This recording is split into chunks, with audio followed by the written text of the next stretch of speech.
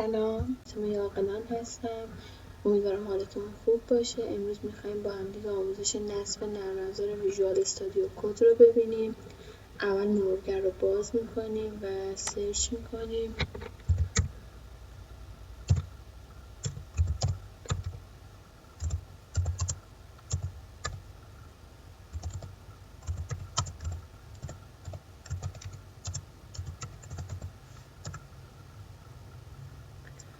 همین اولین صفحه رو که آورده میریم داخلش.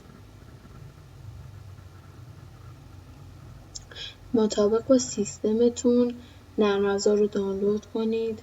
بعد از دانلود فایل نصبی رو اجرا کنید. بعد از اجرا با این صفحه روبرو میشید.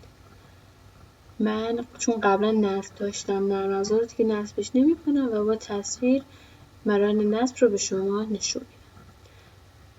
اول گزینه I accept رو بزنید، بعد دکمه نکست رو بزنید. بعد وارد این صفحه میشید، تیک گزینه کریت دسکتاپ آیکون رو بزنید تا بعد از نصب آیکونش روی دسکتاپتون ایجاد بشه. بعد دکمه نکست رو بزنید. بعد با این صفحه روبرو میشید که فقط کافی دکمه اینستال رو بزنید تا نرم افزار نصب بشه.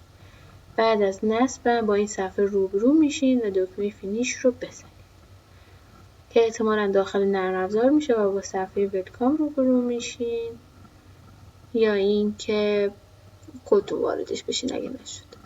میتونید فایل ایجاد کنید، فایل بیارید، پوشه رو بیارید و بعد از اینکه چند دفعه با نرم افزار کار کنید، پوشه‌هایی که داخلشون شدین اینجا براتون میاره.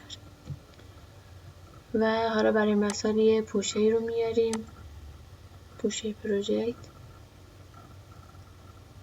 اینجا میتونید مثلا ویلکام میبندمش، میتونید اینجا فایل بسازید، پوشه بسازید.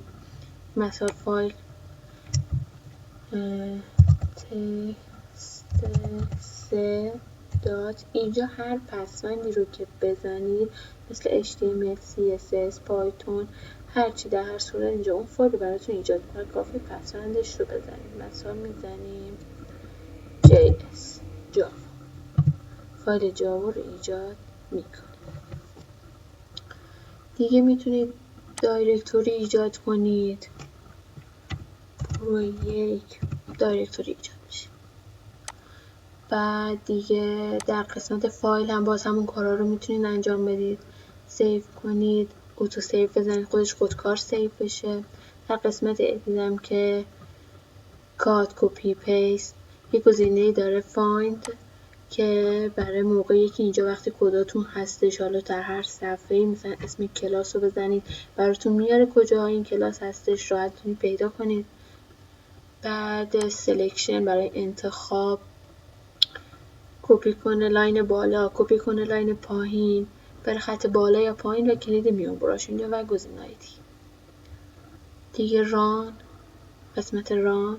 قسمت ترمینال و اینجا میتونید جستجو کنید توی پروژه‌تون، توی فایلاتون اینا. اینجا میتونید دیباگ کنید. بعد و اینجا میتونید افزونه‌های خود نرم افزار رو نصب کنید و اینکه بخوایم ببینید کدوما بیشتر به کار میان و به درد بخورن میتونید تو گوگل سرچ کنید و اسمشون رو هم اینجا البته باید سرچ کنید و نصبشون کنید. این هم توضیح مختصر و کوتاه از محیط نرم افزار برای شروع کار. امیدوارم براتون مفید بوده باشه. ممنونم که وقت گذاشتید. خدا نگهدار.